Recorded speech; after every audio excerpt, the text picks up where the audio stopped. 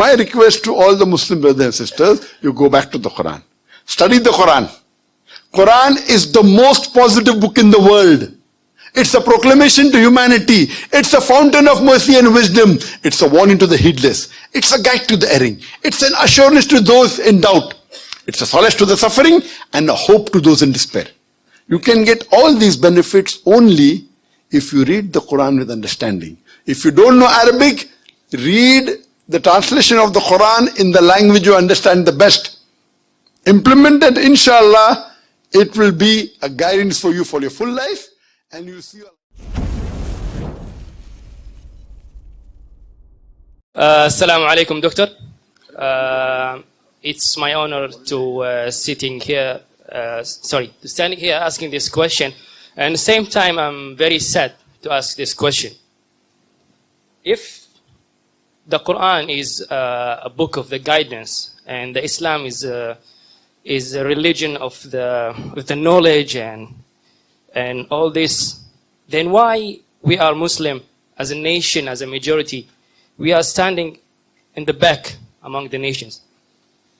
Why when we compare our nation with the other nations, we see a big hole between us and them? You was asked a very good question, very important question, very relevant question. That if Quran has so much of information regarding science, technology, it's a book of knowledge, book of guidance, then why are we Muslims backward? It's a very good question.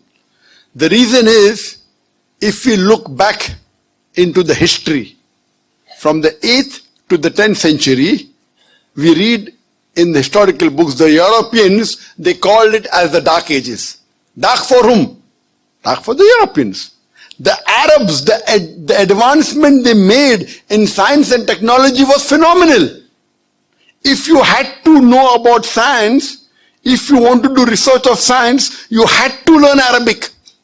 Like how today we learn English. At that time, the Muslims were on top of the world because we were close to Quran and Sunnah. Today, the reason the Muslims are backward is because we are far away from Quran and Sunnah. So Quran is not to blame, you and I are to blame.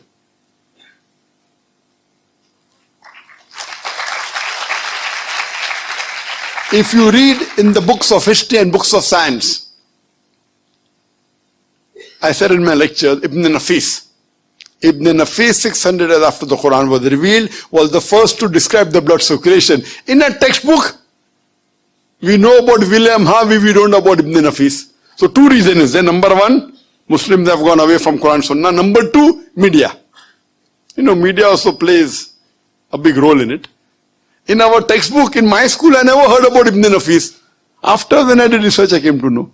In my textbook was mentioned William Harvey. The first person who drew the world map of the world was Al-Idrusi. In 1154, he was a Muslim. Do you know the numbers that we have? 1, 2, 3, 4. What's it called? What's it called? 1, 2, 3, 4. What is it called? Say loudly. Arabic numerals. How we have Roman numerals? 1, 2. Arabic numeral. Why?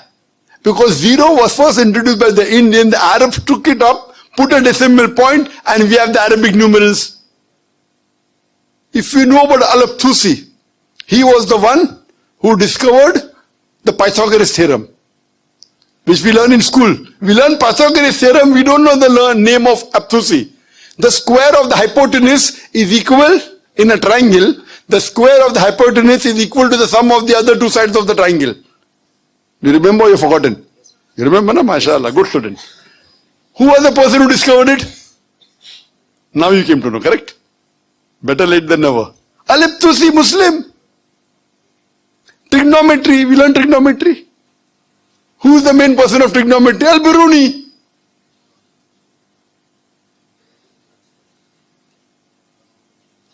We learn chemistry. Who's the father of chemistry? We know Geber. It's not Geber, it is Jabir ibn Hayyan. They want to, change the name, westernize it, Geber. So Geber looks like a westerner, sounds like a westerner, correct? It is Jabir ibn Hayyan. He is the father of chemistry, wrote more than 200 pages, 2000 pages. He was the first to distill Alcohol. Alcohol comes from the Arabic word al-gul. Alcohol is Arabic. Al-gul meaning evil spirit. He distilled it. How many people know about al-Kindi? At the time when Newton, who's the biggest scientist in the world history, Newton said all laws are absolute. Al-Kindi said no, all laws are not absolute, they are relative. Later on Albert Einstein came. All have heard about Einstein. How many of us have heard about Al-Kindi? The two brothers, Muhammad Ahmad and Hassan Shakir, they told the area of the earth from an angle at the Red Sea. At a time when we didn't even know sure whether the earth was spherical or not. At that time they told the area of the earth which was quite accurate. If you read about Ali ibn Abbas, he wrote 2,000 pages on medicine. If you know about Ali ibn Sina, Avicenna sounds like a Westerner name. It's Ali ibn Sina, Aristotle of the East. You can keep on giving examples. Muslims were on top of the world because we were close to Quran and Sunnah. Today, we are far away from the Quran and Sunnah. That time, if you wanted to get advanced in science and technology, it was compulsory you learnt Arabic. Arabic was the language on top of the world. Today, where is it? Who's to blame? We are to blame. So my request to all the Muslim brothers and sisters, you go back to the Quran. Study the Quran.